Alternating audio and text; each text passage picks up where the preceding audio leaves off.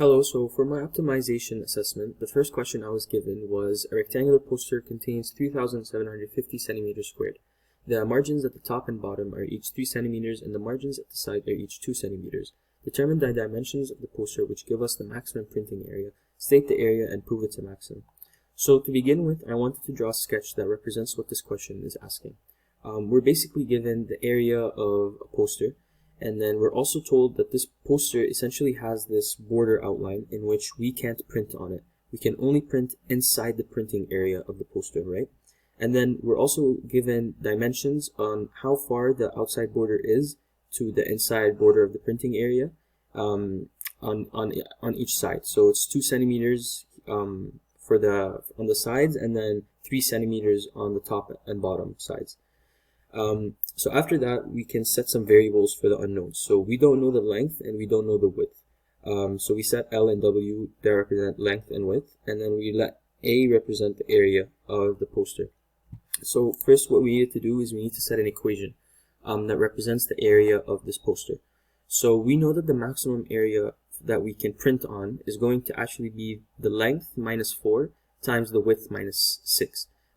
That's because the length of the printing area is going to be 4 centimeters shorter than the length of the actual poster, and then the width of the printing area is going to be 6 centimeters shorter than the original, than the full poster, because as we can see from the top it's going to be 3 centimeters shorter, and then from the bottom it's also going to be 3 centimeters shorter. So after we set up that equation, we basically need to solve for length and width. But because there's two different variables on one side, it's going to be we can't solve it. So we have to represent one of the unknowns in accordance with the other unknown. So what I did here is that I represented width with area. So we know that the area is equal to length times width. Therefore, the area divided by the length will also equal the width. So that's why in this equation I represented width as 3,750 divided by L. And then I expanded it, and this is the final line that I've got after I've expanded and basically simplified the equation. And then the next step we needed to take was to find the first derivative. So to find the first derivative, it was simple. The 3,774 basically just turned into a 0. The L gets dropped and we get the negative 6 here. And then using the quotient rule, the negative 15,000 divided by L actually turns into plus 15,000 divided by L squared. And then after that step is done, after we found the first derivative, we need to find the roots of the first derivative. And the reason is because the roots of the first derivative actually represent the maximum or the minimum value on the original equation. So in this case, we're going to solve for length. And after we solved for length, we found out that length is actually 50 centimeters.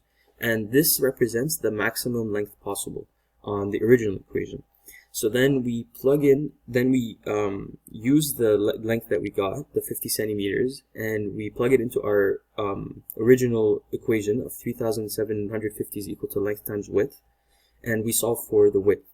And then we find out that the maximum width is 75 centimeters, and the reason that this is going to be the maximum width is because we used the maximum length possible to find the maximum width.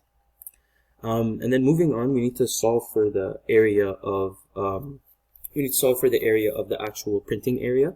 So we know that that equation is represented by length minus 4 times width minus 6. So then we've taken the length, the maximum length, which is 50, minus 4, and then the maximum width, which is 75, and then minus the 6. And then we're left with a maximum area of 3,174 centimeters squared. And these dimensions are given to us if the width is 75 centimeters and the length is 75. And to prove that this is a maximum, not a minimum, is very simple. You can just do a very simple interval chart, and then we know that at 50 is where the x-intercept is for the first derivative. So then we just take numbers that are lower than 50. So in this case, I just chose 20, and then a number that is higher than 50. So in this case, I just chose 60. And then if we can plug in those numbers into the first derivative, if the answer is a positive, then we know that it's increasing on the original function, and then if it's a negative, we know it's decreasing. And then we also know that when something increases and then decreases, it creates a max. So if it increases then decreases, it creates a max. And in this case, we can see that on this function, there is actually a max, since it goes from increasing to decreasing. And yeah, that is the final solution for the answer. This is the maximum area possible to print on. These are the dimensions, and this is the proof that it is a maximum. Thank you so much.